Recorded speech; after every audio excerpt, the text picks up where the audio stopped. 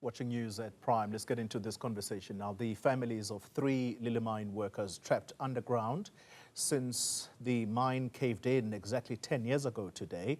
They've lodged a complaint with the South African Human Rights Commission. This is against the National Prosecuting Authority and the Department of Mineral Resources for failing to ensure that those responsible for the collapse are held accountable. Action SA leader Herman Mashaba joining me in studio tonight to talk us through the 10-year anniversary commemorations, which was today. You have come back from Mpumalanga, Mr. Mashaba. Good evening to you, and thanks for joining us here. I was making the remark earlier that your party has spent in excess of 3 million rand. 4 million. 4 million now. In legal cost alone. Indeed, trying to help these families. Where are things now? And is it fair to say they are still grieving because they haven't found closure? Well, I think, Colin, good evening to the viewers.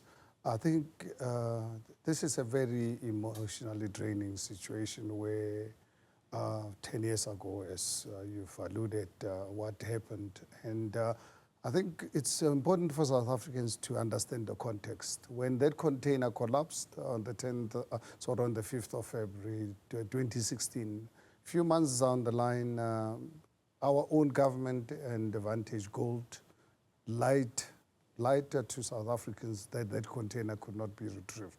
Remember that one. I think it's important for South Africans to know that.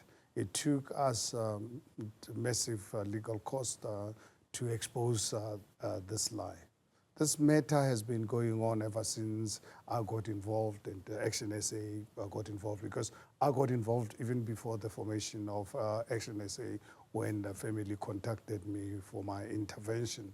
And in my engagement with the family, I discovered a big hole, as they were explaining to me, under the tree there where they are camping. As the family, I said, okay, all this, I've heard about this collapse of the container. Have you guys seen any papers that informed government and the mine management about the irretrievability of this container? Because if they are saying the container cannot be retrieved, they have to have a scientific basis. You can't just decide we can't retrieve the container. Yeah. And that's where I discovered the loophole, and I volunteered to say, look, I'm not a miner, but I can get you the best lawyers to go into this matter. 18 months later, that's when we discovered that there was no basis for that determination. Just very quickly on a follow-up regarding the legalese.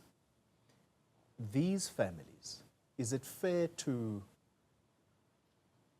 assume that they are unable to pursue legal action or at least sue for the loved ones, their loved ones, whose bodies are still trapped underground? Because the government, as I understand it, please correct me if I'm wrong, if you haven't had a person declared dead, you have not buried a person, which means that those persons can legally be assumed to still be with us, alive somewhere. And therefore, if you wanted to sue, for example, for negligence, let's say, on the part of the mine, could these families be able to do that without the state saying, these are the papers confirming the death of 3 persons in this mine?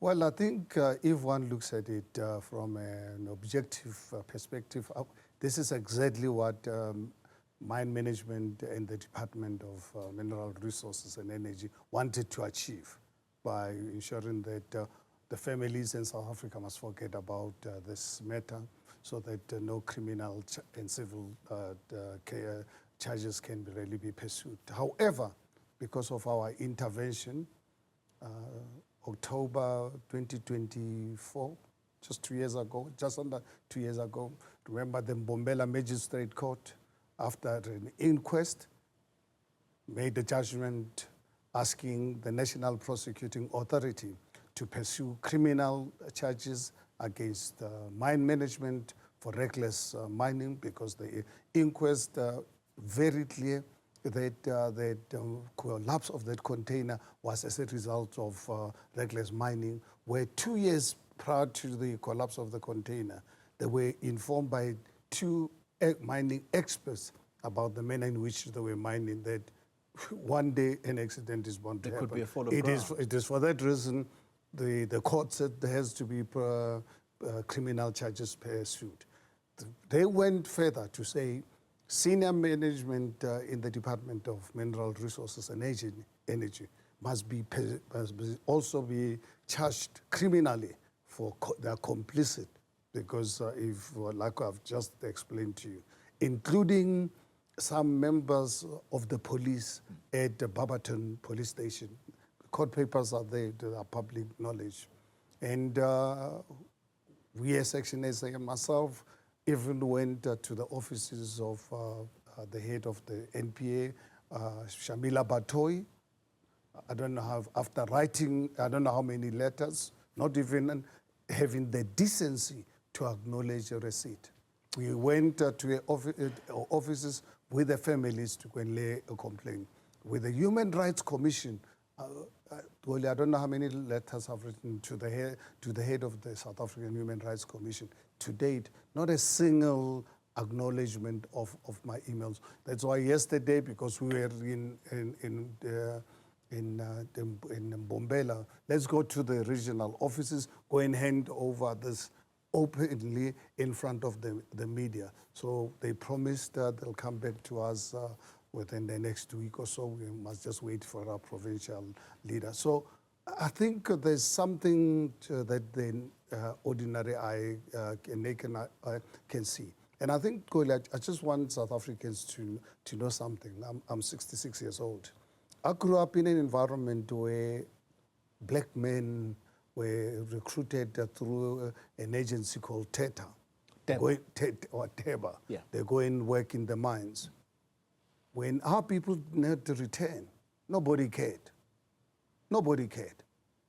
The mining industry in this country, since the discovery of minerals in this country, had a bad history regarding the lives of black people. However, in 1994, when the ANC took over the rights from these private individuals and ensured that anyone who goes out to one's mining must apply to the government, must have a BE partner. And also at the same time, ensure that the communities around the mining areas must be developed. Yeah.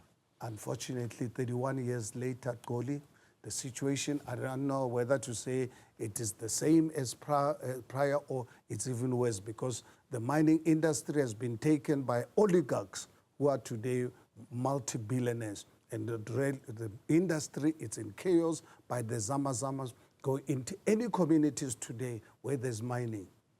It's actually a shame on us, South Africa. Mr. Mashaba, yeah, I think what you've mentioned, I cannot gainsay what you are saying. But in all that has been said, at the heart here are three families that want closure. Where to now for these families? Because it does appear that it's a dead end. You're talking about going to certain institutions where you're simply not responded to. You've even had to force your way into the regional offices of the Human Rights Commission. Where to now? Well, I think for me, two viable options. The South African public, and actually for the first time ever since we got involved in this matter, we had ANC local people attending the event. And I pleaded with them to speak to their comrades about the evil that they've committed against and the crime that they've committed against these families. Because I think the voters of this country voting for the ANC are responsible for this. Mr. Mashaba, people must take the responsibility. I'm sad to say, but this is about the three families. No, I don't want us to be seen as campaigning, because if you're going to talk about the ANC, in fairness, they should be able Please to call them respond for any themselves. time. Wow. But that's not what No, the conversation is let me about. tell you now, I was going to give you the second option, because for as long as the ANC is in government, that container is not going to go out, because there's something we cannot see with the naked eye as to why they can go to this extent of protecting these criminals that made at our three family members, our own people.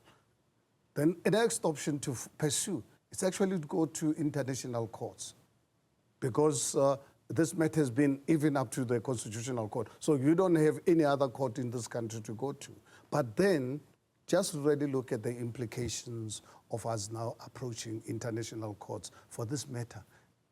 Our government went out in the world to be the custodians of human rights. Yeah, The implications for the country are massive. So for some of us as patriots, where we cannot afford to damage the reputation of our country any further.